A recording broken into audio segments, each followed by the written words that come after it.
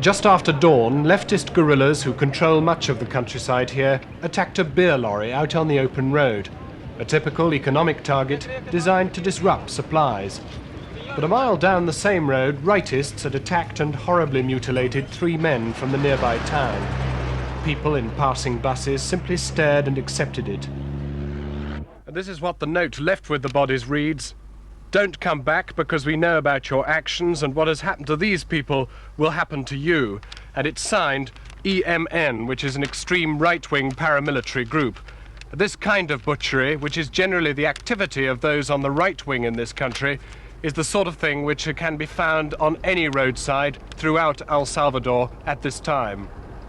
6 hours later, a policeman lay dead in a pool of blood in the capital's main shopping precinct. But if these killings typify the day-to-day violence in El Salvador, events at the country's central police station exemplify the government's role in it. 21 university academics had been arrested and dragged from their meeting place. Over 100 police had been involved in the raid. Tanks and armored cars had been used too. These people had been holding their regular weekly curriculum meeting. They've held it at the same time in the same way for years. But today the government says it was a subversive meeting. Almost certainly, due to pressure from international opinion, 13 of the academics are to be released. In the past, many have simply disappeared in this way, only to be found dumped dead in the city some time later. But these 8 lecturers are to be held. The law here has just been changed to allow them to be detained without trial for up to 6 months.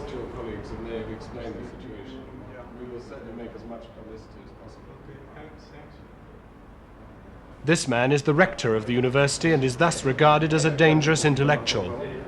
Amnesty International knows of at least 25 others like him who went missing in January alone. Below, in the yard of the police station, heavily armed police return from making their rounds. There are countless instances of deaths and disappearances in which they have been found to have played a role. Yet they are armed with NATO weaponry, which the United States is continuing to supply. This headquarters itself is widely known to have been used to torture victims. Yet, despite the evidence, little pressure appears to be being used on the authorities here to end the day-to-day violations of human rights. Jon Snow, News at 10, San Salvador.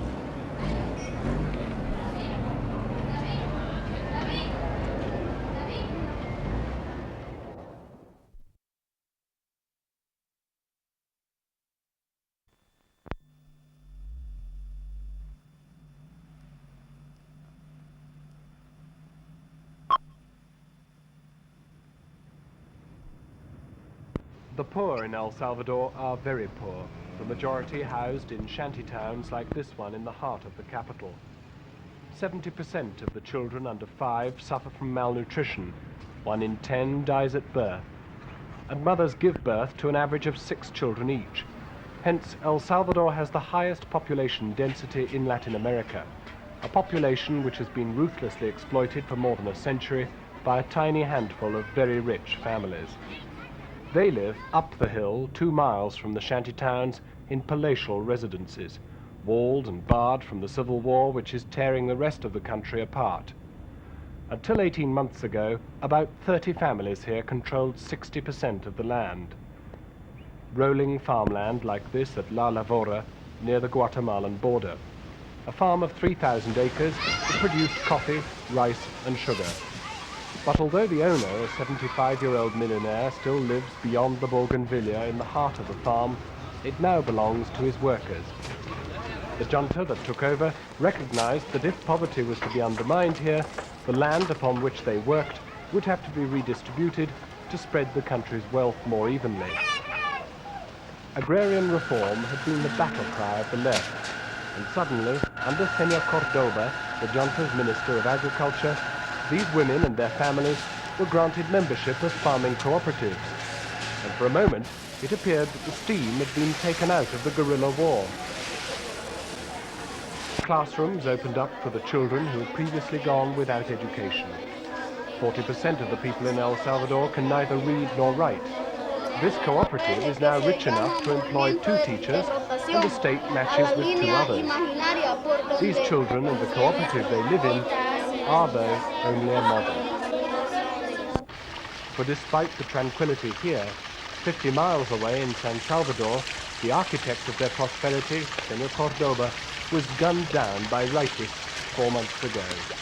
His death deprived the junta of most of its moderate support, no one carried his work on, corruption destroyed most of his projects, and many of the old owners managed to repossess their farms. Probably thanks to the owner here, this project lives on. This place shows that peace and prosperity are possible in El Salvador today, but by assassinating the man who devised these cooperatives, thereby bringing about the departure from the ruling junta of the people who believed in agrarian reform and were prepared to put it into action, the rightists have handed to the guerrillas on the left the very cause which gives credence to their war. Jon Snow, News at 10, La Lavora, El Salvador.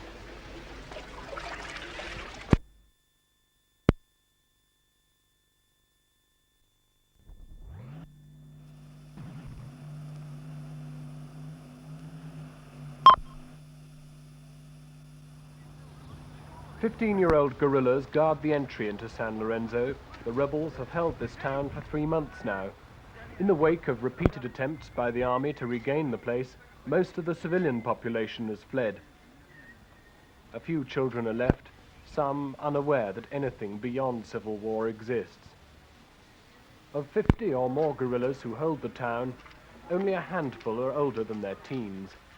The older men are deployed on the continuing offensive elsewhere in the country. A few train in a side street. President Reagan has charged that they are being supplied with weapons by Russia and Cuba.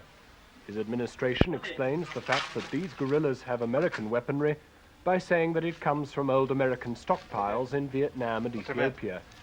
In reality, these weapons have been bought with money raised from kidnap ransoms, and most predate anything left in Vietnam. The Soviets certainly favor the leftists here, but how much tangible support they give is questionable. And behind America's accusation of Russian involvement in arms supplies is a major embarrassment in their own supply policy. US military supplies to the junta's army against whom these people are fighting were suspended after the brutal murder last December of 4 American nuns. The Salvadorian judge appointed to look into the case was killed himself on the day his report was due to come out. That report heavily implicated the military in those deaths. A brand new Hughes helicopter, which we filmed secretly in the square of an army-held town called Gotera, underlines Mr. Reagan's decision to ignore the deaths of the nuns and resume supplies. More weapons are arriving daily for the very army units that were manning the roadblock at which the sisters disappeared. Although the judge's report was never published, reliable sources are adamant that he had evidence that Salvadorian army men raped and shot the nuns in cold blood. 100 yards from this command post, a team of British and Irish missionaries talked to us near their church. Father Gerard is one of 2 Irish priests here, Sister Anselm one of 2 Welsh-born nuns. I think a very important thing for a lot of people would be to try and acquaint themselves with the problems here of the country and the issues at stake, and trying to see in what way they can help by raising their voices as well against the situation that is happening here and the number of people that are being killed, and see what's possible to do at that level. They're the last missionaries left in this part of the country. America's decision to ignore the murder of their colleagues has left them still more vulnerable. But they are determined to stay, and in doing so, Father Gerard believes that there is something people outside El Salvador can do to help. Some of our activities have been Jon Snow, curtailed, News at 10, but we Gotera still in El Salvador. are able to celebrate Mass. We're